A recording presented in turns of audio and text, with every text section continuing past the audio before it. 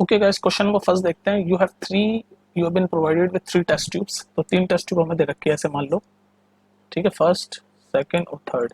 ठीक है, एक में वाटर है, क्वेश्चन समझा रहा हूँ आपको। एक में वाटर है, एक में एसिड है, हमें नहीं पता पर बता रखा है। सपोज ऐसे वाटर है, एसिड है और बेस है, और हमारे पास एक ही लिटमस पेपर है। एक ही लिटमस पेपर है रेड कलर का।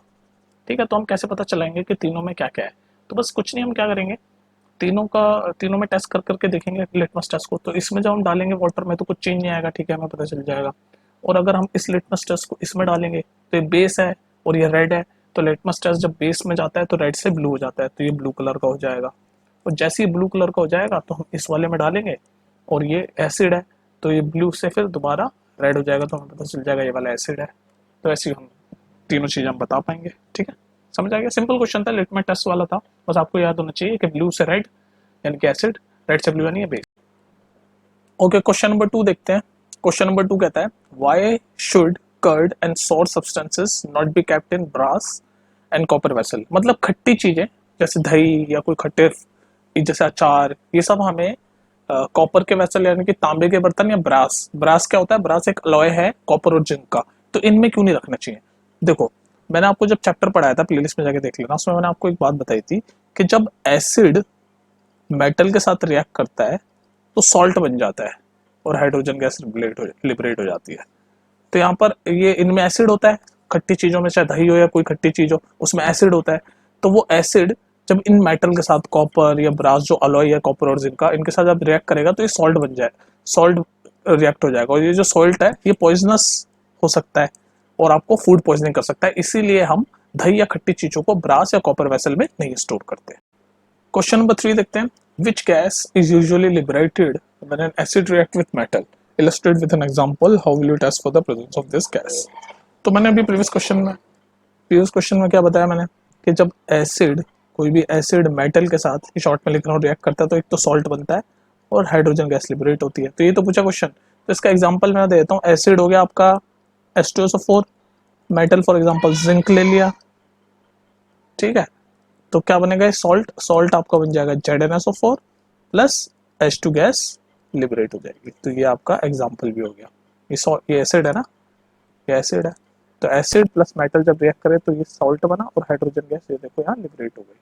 ठीक है, तो इसका आंसर यही है। तो कौन सी गैस यूजुअली लिबरेट होती है? Hydrogen gas. चलो नेक्स्ट देखते हैं। चलिए क्वेश्चन नंबर 4 देखते हैं। Metal compound A react with dilute hydrochloric acid to produce effervescence. The gas evolved extinguishes a burning candle. Write a balanced chemical equation for the reaction if one of the compound form is calcium chloride. ये question पहेली की तरह है, तो सबसे पहले पहेलियां solve करते हैं। क्या रहा है कि the gas evolved extinguish a burning candle. तो कौन सी गैस बर्निंग कैंडल को एक्सटिंग्विश करती है? CO2। जो गैस इवॉल्व हुई होगी वो CO2 हुई होगी। और ये कह रहा है metal compound A react with dilute hydrochloric acid. तो जब CO2 गैस तक कब हमें ये तो पता चल गया कौन सी गैस इवॉल्व हुई है, तो CO2 गैस इवॉल्व हुई है। तो CO2 गैस कब इवॉल्व होती है? जब मेटल कार्बोनेट एसिड के साथ रिएक्ट करता है तो CO2 गैस रिलीज होती है। ठीक है, अच्छा जी। और ये कह रहा है कि जो कंपाउंड फॉर्म होगा वो कैल्शियम क्लोराइड होगा, यानी जो सॉल्ट क्या होगा, जब मैंने क्या बताया, मेटल कार्बोनेट जब एसिड के साथ रिएक्ट करता है तो CO2 गैस लिबरेट होती है प्लस सॉल्ट बनता है। तो यहाँ पर सॉल्ट क्या है? कैल्शियम क्लोराइड, यानी कि जो मेटल कार्बोनेट है ये कैल्शियम कार्बोनेट रहा होगा, क्योंकि कैल्शियम आपका यहाँ पर मेटल हो गया और कार्बोनेट यानी कैल्शियम कार्बोनेट। तो इसका बैलेंस इक्वेशन ये calcium carbonate plus hydrochloric acid, तो आपका बना कैल्शियम क्लोराइड यानी कि CaCl2 plus carbon dioxide release हो गई प्लस वाटर, वाटर भी बनता है तो यहाँ वाटर। अब इसको बैलेंस कर दो, तो बैलेंस करने के लिए हाइड्रोजन के यहाँ 2 हैं तो यहाँ भी 2 लगाने पड़ेंगे, तो ये है बैलेंस आपकी इक्वेशन। ठीक है, तो आई होप आपको ये समझ आ रहा होगा।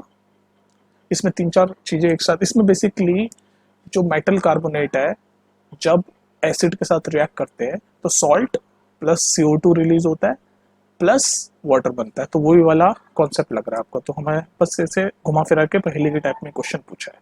ठीक है, और ये सारे कॉन्सेप्ट मैं पढ़ा चुका हूँ, प्लेलिस्ट में जाके देख लेना। आई होप आपको समझ आ गया होगा। Question number 5, why do HCl, HNO3 etc. show acidic character in aqueous solutions while solution of compound like alcohol and glucose do not show acidic character? देखो, एसिडिक कैरेक्टर किसी भी कंपाउंड का उसके अंदर H प्लस आयन की presence से होता है, ये ध्यान रख लो हमेशा। किसी भी कंपाउंड का एसिडिक करेक्टर होता है H प्लस आयन की वजह से। तो इसमें देखो HCl में H प्लस आयन है, HNO3 में H प्लस आयन है, ठीक है, और ये रिप्लेसेबल H प्लस आयन होते हैं। On the other hand alcohol और ग्लूकोज वगैरह में H प्लस आयन नहीं होता, इसलिए वो एसिडिक करेक्टर नहीं दिखाते हैं। तो इसका सिंपल सा आंसर यही है कि ग्लूकोज और अल्कोहल में H प्लस आयन नहीं होता, इसलिए वो एसिडिक करेक्टर नहीं दिखाते। वेरेज HCl और HNO3 में रिप्लेसेबल H प्लस आयन है। ठीक है, चलो नेक्स्ट देखते हैं। क्वेश्चन नंबर 6 देखते हैं, why does an aqueous solution of acid conduct electricity. तो देखो जब एसिड पानी के साथ मिलता है, सॉल्यूशन के साथ मिलता है, जब एसिड पानी के साथ मिलता है तो वो H प्लस आयन रिलीज कर देता है, ठीक है, और ये H प्लस आयन अकेला तो रह नहीं सकता, तो ये पानी के साथ मिलके ये H plus ion plus water मिलके H3O प्लस आयन बना लेते हैं, जिसको बोलते हैं हाइड्रोनियम। एनीवेज, तो ये तो मैंने आपको डिटेल में बता दिया कि जब एसिड पानी में मिलता है तो क्या होता है। यहाँ क्वेश्चन है कि इलेक्ट्रिसिटी क्यों कंडक्ट होती है, तो इलेक्ट्रिसिटी इसलिए कंडक्ट होती है कि जो H प्लस आयन रिलीज हुआ एसिड एसिड में से वाटर में मिलते ही या सॉल्यूशन में मिलते ही, उसके साथ साथ अनायन भी रिलीज करता है। तो ये हो गया कटायन, H प्लस आयन हो गया कटायन, और ये हो गया अनायन। तो इन दोनों के जो फ्री आयंस है इनकी वजह से इलेक्ट्रिसिटी कंडक्ट करता है, क्योंकि जब आयंस फ्री होते हैं, जब फ्री आयंस अवेलेबल होते हैं तो वो कैरी करते हैं electric charge from one place to another, और इसी इलेक्ट्रिक चार्ज की वजह से हम कह सकते हैं कि acid conduct electricity. Question number 7 देखते हैं। क्वेश्चन नंबर 7 कहता है, why does dry HCl gas not change the colour of dry litmus paper. तो HCl गैस भी ड्राई है, लिटमस पेपर भी ड्राई है, दोनों चीजें ड्राई है, ठीक है, तो दोनों चीजें ड्राई है, तो इसलिए ये ड्राई है, इसलिए H प्लस आयन नहीं शो करेगा। और कोई भी चीज का एसिडिक करेक्टर, क्योंकि हाइड्रोक्लोरिक जो है वो HCl जो है वो एसिड है, हमें पता है, लेकिन कोई भी चीज का एसिडिक करेक्टर तभी दिखाता है जब H प्लस आयन शो हो, लेकिन यहाँ पर ये ड्राई है तो H प्लस आयन शो नहीं होगा, और इसी वजह से लिटमस पेपर भी आपका ड्राई है। अगर लिटमस पेपर आपका वेट होता तो वो शो कर देता है एसिडिक, क्योंकि जैसे ही लिटमस पेपर वेट होता, HCl गैस के साथ कांटेक्ट में आता तो H प्लस आयन रिलीज कर देता, और H प्लस आयन से एसिडिक करेक्टर दिखाता, और एसिडिक करेक्टर दिखाता तो लिटमस ब्लू से रेड हो जाता। लेकिन यहाँ पर लिटमस भी ड्राई है और गैस भी ड्राई है, और गैस ड्राई होने की वजह से H प्लस आयन नहीं दिखाएगा, और इसी वजह से कोई चेंज नहीं आएगा कलर में। ठीक है, तो बेसिकली एसिडिक करेक्टर तभी दिखता है H प्लस आयन की वजह से। चलिए क्वेश्चन नंबर 8 देखते हैं, why diluting N acid why is it recommended, while diluting an acid why is it recommended that acid should be added to the water not water to acid। मतलब देखो ये आपकी टेस्ट ट्यूब है, इसमें पानी है, वाटर, ठीक है, और ये दूसरी टेस्ट ट्यूब है, इसमें मान लो आपका एसिड है। तो क्या रिकमेंड किया जाता है कि जब डाइल्यूशन का मतलब ये होता है ना एसिड में पानी मिलाना बेसिकली, तो क्या ये बोला जाता है कि ये करना गलत है, मतलब वाटर को एसिड में नहीं डालना, आपको हमेशा एसिड को वाटर में डालना है स्लोली स्लोली घुमाते हुए, ठीक है, ये कह रहा है। तो ऐसा क्यों, ऐसा इसलिए क्योंकि जब भी हम किसी भी कंसंट्रेटेड एसिड को डाइल्यूट कर रहे होते हैं पानी मिला के, तो वो बहुत ही एक्सोथर्मिक रिएक्शन होता है, बहुत सारी हीट जनरेट होती है। तो अगर हम पानी डालेंगे एसिड में तो क्या होगा, वो मिक्सचर जो है वो स्प्लैश आउट हो सकता है, और इवन जो ये बीकर है जो भी है वो टूट भी सकता है, क्योंकि बहुत सारी हीट रिलीज होगी। क्वेश्चन नंबर 9 क्या कहता है, how is the concentration of hydronium ions affected when a solution of N acid is diluted. तो एसिड का सॉल्यूशन डाइल्यूट करते हैं, मतलब एसिड में जब हम पानी मिलाते हैं तो होता क्या है भाई, हमें ये पता है कि जब हम एसिड को एसिड और पानी को मिक्स करते हैं तो H प्लस आयन रिलीज होते हैं, और ये H प्लस आयन H2 के साथ रिएक्ट करता है, प्लस H2 रिएक्ट करके ये हाइड्रोनियम आयन बना लेता है। ठीक है, अब हमें पता है कि ये हाइड्रोनियम जो number of H plus ion है किसी भी एसिड में, मान लो हाइड्रोक्लोरिक एसिड है तो इसमें number of H plus ion तो जितने हैं उतने ही रहेंगे, लेकिन हम पानी मिलाए जा रहे हैं मिलाए जा रहे हैं मिलाए जा रहे हैं, तो हम ये बोल सकते हैं कि हाइड्रोनियम आयन जो बनेंगे वो पर यूनिट वॉल्यूम डिक्रीज हो जाएगा, क्योंकि पहले अगर मान लो इतना पानी मिला हुआ है तो इतने वॉल्यूम में मान लो इतने वॉल्यूम में कितने कोई क्वांटिटी का H3O प्लस आयन है, लेकिन अब पानी इतना हो गया तो पर यूनिट वॉल्यूम डिक्रीज हो गया, अब इतने सारे में भी इतना ही H3O प्लस आयन है, तो per unit volume of hydronium ion decreases. चलिए गाइस ये वाला क्वेश्चन देखते हैं, ये बिल्कुल एक्जैक्टली अपोजिट है जो क्वेश्चन नंबर 9 किया हमने। How is the concentration of hydroxide ion OH minus affected when excessive base is dissolved in the solution of sodium hydroxide. तो हमें पता है जो सोडियम हाइड्रोक्साइड है यानी NaOH, ये एक स्ट्रॉन्ग बेस है, स्ट्रॉन्ग बेस, ठीक है, और इसके अंदर OH माइनस आयन होंगे।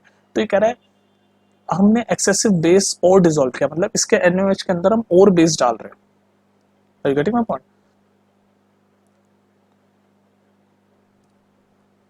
तो क्या रखा है, जब excess base is dissolve in the solution of sodium hydroxide, तो एक तो already sodium hydroxide strong base है और एक्सेसिव बेस और डिसॉल्व कर दिया सॉल्यूशन में, एक्वस सॉल्यूशन में, तो भाई ऑब्वियसली जो OH माइनस है उसकी जो पर यूनिट वॉल्यूम है वो इंक्रीज होगी। जैसे प्रीवियस क्वेश्चन में H प्लस आयन की पर यूनिट वॉल्यूम डिक्रीज हुई थी, यहाँ पर OH माइनस की पर यूनिट वॉल्यूम इंक्रीज होगी। क्यों? क्योंकि हम ऑलरेडी बेसिक में और बेस डाल रहे हैं। चलिए क्वेश्चन नंबर 11 देखें, इसके दो पार्ट हैं। You have two solution A and B, the pH of solution A is 6, A का पीएच 6 है और बी का पीएच 8 है। तो सेकंड पार्ट देखो, which solution is acidic and which is base, तो ये तो हमें सीधे ही पता है, जिसकी पीएच वैल्यू 7 से कम होती है वो एसिडिक होता है, तो ए आपका एसिडिक है और बी आपका बेस है क्योंकि 7 से ज़्यादा पीएच वैल्यू है। तो ये सेकंड क्वेश्चन तो ऐसे ही कर दिया हमने। अब फर्स्ट क्वेश्चन क्या कह रहा है? फर्स्ट क्वेश्चन ये कह रहा है which solution has more H plus ion, किस सॉल्यूशन के पास H प्लस आयन की कंसंट्रेशन मोर है। तो मैंने प्रीवियस क्वेश्चन में आपको बताया कि H प्लस आयन किस में कितने ज़्यादा हैं वो ही डिसाइड करता है कि किसकी एसिडिक प्रॉपर्टी ज़्यादा है। तो भाई ए में ही H प्लस आयन ज़्यादा होंगे क्योंकि H प्लस आयन ज़्यादा है तभी तो वो एसिडिक है। तो इसका आंसर है फर्स्ट का ए, क्योंकि H प्लस आयन से पता चलता है कि कोई आपका सॉल्यूशन एसिडिक है। भाई जिसमें H प्लस आयन होंगे वही एसिडिक होगा ना, तो एसिडिक हमारा ए है, तो यानी कि H प्लस आयन ए में ज़्यादा होंगे, सिंपल सी बात है। ठीक है, चलो चलिएगा क्वेश्चन नंबर 12 देखते हैं। क्वेश्चन नंबर 12 क्या कहता है, what effect does the concentration of H plus ions have on the nature of the solution.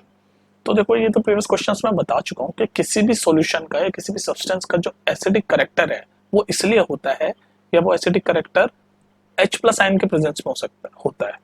मतलब H प्लस आयन है तो ही वो एसिड है, ठीक है, तो ही वो सब्सटेंस एसिड है, कि जिसमें H प्लस आयन है वो सब्सटेंस एसिड है। तो ये कह रहा है भाई कि what effect is the concentration of H plus ion have on the solution. तो सिंपल सी बात है, ये इफेक्ट होगा कि अगर H प्लस आयन ज्यादा होगा तो सब्सटेंस एसिडिक होगा, सिंपल सी बात। मतलब जितना H प्लस आयन होगा किसी सब्सटेंस में उतना ही मोर सॉल्यूशन आपका, ये जो सॉल्यूशन है उतना ही मोर एसिडिक होगा जितना ज्यादा H प्लस आयन है, क्योंकि H प्लस आयन ही का जो प्रेजेंस है वही बताता है कि कोई सब्सटेंस एसिडिक है। ठीक है, ओके। क्वेश्चन नंबर 13 कहता है, do basic solutions also have H plus ions, if yes then why are these basic. तो ये बेसिकली क्वेश्चन कह रहा है कि क्या जो बेस के सॉल्यूशन होते हैं, जो बेस के सॉल्यूशन होते हैं, क्या उनमें H प्लस आयन होता है? तो हाँ, यस, उनमें भी H प्लस आयन होता है, बेस के सॉल्यूशन में भी H प्लस आयन होता है। तो फिर पूछ रहा है अगर यस है इसका आंसर, जो कि है यस, तो वो बेसिक क्यों होते हैं फिर? क्योंकि अभी हमने प्रीवियस क्वेश्चन में बोला कि H प्लस आयन का प्रेजेंस ये बताता है कि कोई सब्सटेंस या कोई सॉल्यूशन एसिडिक है। तो इसका आंसर ये है कि H प्लस आयन प्रेजेंस होता है बेसिक सॉल्यूशन में, फिर भी वो बेसिक इसलिए होते हैं क्योंकि उनमें OH माइनस यानी हाइड्रोक्साइड आयन की जो कंसंट्रेशन है वो ज्यादा होती है H प्लस आयन से। तो ये ज्यादा होता है, H प्लस आयन कम होता है, तो OH माइनस आयन ज्यादा होता है, इसलिए वो बेसिक होते हैं। ठीक है, और जिसमें H प्लस आयन ज्यादा होता है वो एसिडिक होते हैं, जिसमें OH माइनस आयन ज्यादा होते हैं बेसिक होते हैं। क्वेश्चन नंबर 14 पढ़ते हैं। क्वेश्चन नंबर 14 कहता है, under what soil condition do you think a farmer would treat the soil of his fields with quicklime, slate lime और चॉक। तो सबसे पहले तो आपको पता होना चाहिए क्विकलाइम क्या होता है। क्विकलाइम यानी कि कैल्शियम ऑक्साइड, उसके बाद आपका स्लेट लाइम क्या होता है? कैल्शियम हाइड्रोक्साइड, और इसका फॉर्मूला होता है CaOH2। और तीसरा होता है आपका चॉक क्या होता है? कैल्शियम कार्बोनेट यानी CaCO3। तो ये तीनों नाम है। तो ये कह रहा है किस कंडीशन में हम ये तीनों चीजें यूज कर सकते हैं, इन तीनों में से कोई सी भी चीज यूज कर सकते हैं अपनी सॉइल को रिकवर करने के लिए। तो देखिए फर्टिलाइजर की तरह यूज कर सकते हैं। तो पहले तो आपको पता होना चाहिए कि ये तीनों ही बेसिक है नेचर में। तो अगर सॉइल का नेचर अगर एसिडिक ज्यादा हो गया तो उसको या तो न्यूट्रलाइज करने में या फिर उसका एसिडिटी डिक्रीज करने के लिए हम ये तीनों टाइप की फर्टिलाइजर यूज कर सकते हैं, बिकॉज तीनों बेसिक है। क्वेश्चन नंबर 15 पढ़ते हैं, what is the common name of the compound CaOCl2। तो ये तो बस कॉमन नेम पूछ रहा है। तो CaOCl2 यानी कैल्शियम ऑक्सीक्लोराइड का कॉमन नेम है, यह है कैल्शियम ऑक्सीक्लोराइड, और इसका कॉमन नेम है ब्लीचिंग पाउडर। ठीक है, तो इसका आंसर तो यही है, लेकिन थोड़ा सा और पढ़ते हैं। तो ये कह रहा है कैल्शियम ऑक्सीक्लोराइड को हम कॉमन नेम ब्लीचिंग पाउडर बोलते हैं। तो कैल्शियम ऑक्सीक्लोराइड बनेगा कैसे? तो स्लेट लाइम यानी कैल्शियम हाइड्रोक्साइड को, ये एक्स्ट्रा बता रहा हूँ, जब हम क्लोरीन के साथ, ये ड्राई स्लेट लाइम को जब क्लोरीन के साथ रिएक्ट करते हैं तो अपना ये कैल्शियम ऑक्सीक्लोराइड यानी कि ब्लीचिंग पाउडर बन जाता है, और पानी भी बनता है। तो अगर कोई पूछे बनता कैसे तो उसका ये इक्वेशन है, ठीक है। और आपको पता होना चाहिए ब्लीचिंग जो है वो अपने कॉटन या कपड़े वपड़े को टेक्सटाइल इंडस्ट्री में कलर करने के लिए या पेपर इंडस्ट्री में इसको कलर करने के लिए यूज होता है, और डिसइंफेक्टेंट भी यूज होता है वाटर में से जम निकालने के लिए। क्वेश्चन नंबर 16 पढ़ते हैं। Name the substance which on treatment with chlorine yield bleaching powder. अभी प्रीवियस क्वेश्चन में मैंने आपको बताया कि ये पूछ रहा है कौन सा सब्सटेंस को जब हम क्लोरीन के साथ रिएक्ट करते हैं, ट्रीट करते हैं यानी रिएक्ट करते हैं तो ब्लीचिंग पाउडर बन निकलता है हमारा। तो वो है कैल्शियम हाइड्रोक्साइड, यानी कि कॉमन नेम उसका स्लेक लाइम होता है, और ध्यान रखना ड्राई स्टेट में, मतलब सूखा होना चाहिए। तो ये कैल्शियम हाइड्रोक्साइड को ये क्लोरीन के साथ हमने ट्रीट किया या रिएक्ट किया तो आपका ब्लीचिंग पाउडर बनता है, यानी कि कैल्शियम ऑक्सीक्लोराइड प्लस वाटर। तो ये तो मैं प्रीवियस क्वेश्चन में आपको बता ही चुका हूँ, और यहाँ पर तो पूछ ही लिया इन्होंने, ठीक है। ये तो पूछा ना क्वेश्चन में, name the substance on treatment. ये ट्रीटमेंट वर्ड से कंफ्यूज मत हो ना, ट्रीटमेंट मतलब reaction, treatment with chlorine yield bleaching powder. तो कैसे होगा कि भाई कैल्शियम हाइड्रोक्साइड को ड्राई स्टेट में जब क्लोरीन के साथ हम ट्रीट करेंगे या रिएक्ट करेंगे तो कैल्शियम ऑक्सीक्लोराइड बनेगा, जिसका कॉमन नेम होता है ब्लीचिंग, और पानी भी निकलेगा। चलिए क्वेश्चन नंबर 17 देखते हैं। तो काफी डायरेक्ट क्वेश्चन हो गया। तो ये कहता है आपका, तो ये डायरेक्ट क्वेश्चन आपसे पूछता है name the sodium compound which is use for softening hard water. ध्यान रखना, वो पूछा सोडियम का कौन सा कंपाउंड है जो हार्ड वाटर को सॉफ्ट कर देता है। तो बड़ा बड़ा लिख देता हूँ, सोडियम कार्बोनेट जो होता है वो है इसका आंसर। इसमें तो सीधे डायरेक्ट क्वेश्चन है, बस ये पूछा है name the sodium compound which is use for softening hard water. तो सोडियम कार्बोनेट यूज होता है फॉर सॉफ्टनिंग हार्ड वाटर। वैसे कैल्शियम का कंपाउंड भी जान लो, चलो कैल्शियम हाइड्रोक्साइड, जिसको हम कैल्शियम हाइड्रोक्साइड जिसको हम कॉमन नाम जिसका है स्लेट लाइम, ये भी वाटर को हार्ड वाटर को सॉफ्ट कर देता है। लेकिन यहाँ पर सोडियम कंपाउंड पूछा था तो इसका आंसर है सोडियम कार्बोनेट। और by the way softening of hard water का मतलब क्या होता है, मतलब जो वाटर के अंदर जो सॉल्ट्स होते हैं मैग्नीशियम और ये सब, इसको रिमूव कर देता है, तो उसको हम बोलते हैं softening of hard water. Okay guys, second last question देखते हैं टेक्स्ट का। What will happen if a solution of sodium hydrogen carbonate, जिसका कॉमन नेम क्या होता है, बताओ बताओ क्या है यार, कॉमन नेम बताओ ना। Baking soda. तो सोडियम हाइड्रोजन कार्बोनेट यानी जिसका कॉमन नेम बेकिंग सोडा है, जब उसको हम हीट करें तो क्या होता है, कुछ नहीं, क्या होता है, ये आपका सोडियम हाइड्रोजन कार्बोनेट है, सोडियम हाइड्रोजन कार्बोनेट। इसको जब हमने हीट किया तो आपका एक तो CO2 गैस लिबरेट होगी और एक आपका सोडियम कार्बोनेट बन जाएगा। तो सोडियम कार्बोनेट सिल्वर ये आपका सॉलिड फॉर्म में बनेगा, प्लस पानी भी होगा और CO2 गैस लिबरेट होगी। तो ये हो जाएगा अगर आप आपके बेकिंग सोडा यानी कि सोडियम हाइड्रोजन कार्बोनेट को जब आप हीट करोगे तो क्या बनेगा। बेसिकली आपको क्या पता होना चाहिए, जब हम सोडियम हाइड्रोजन कार्बोनेट यानी बेकिंग सोडा को जब हम हीट करते हैं तो सोडियम कार्बोनेट बनेगा, और ये भी पूछ सकता है कि कौन सी गैस लिबरेट होगी, तो CO2 गैस लिबरेट होगी। ठीक है, ये पता होना चाहिए आपको। बाय द वे बैलेंस नहीं है आई थिंक इक्वेशन, जिसको बैलेंस कर लेना। ओके गाइस, लास्ट क्वेश्चन देखते हैं। क्या यार, कमर में दर्द हो गया। तो लास्ट क्वेश्चन है, right an equation two show the reaction between plaster of Paris and water. तो प्लास्टर ऑफ पेरिस क्या होता है, कैल्शियम सल्फेट CaSO4 और हाफ, या हाफ है ना, हाफ मॉलिक्यूल ऑफ वाटर। तो इस पूरे को हम बोलते हैं, ये POP लिख देता हूँ शॉर्ट में, प्लास्टर ऑफ पेरिस बोलते भी है इसको POP। तो ये जब प्लास्टर ऑफ पेरिस को वाटर के साथ रिएक्ट करेंगे, तो कर दो वाटर के साथ रिएक्ट। तो मान लो H2 कर दिया हमने, 1/2 मॉलिक्यूल के साथ हमने 1/2 मॉलिक्यूल ऑफ वाटर के साथ रिएक्ट किया, तो पता क्या बनेगा, CaSO4.2 मॉलिक्यूल ऑफ H2। भाई आधा मॉलिक्यूल ये रहा, 1.5 मॉलिक्यूल ये रहा, तो बन गया CaSO4.2H2O, और इसी को हम बोलते हैं जिप्सम। तो ये हो जाएगा भाई, अगर हम प्लास्टर ऑफ पेरिस यानी कैल्शियम सल्फेट और उसका हाफ मॉलिक्यूल ऑफ वाटर को 1.5 मॉलिक्यूल ऑफ वाटर के साथ रिएक्ट करेंगे तो जिप्सम बन जाएगा, जिसका फॉर्मूला होता है calcium sulphate into 2 molecule of water.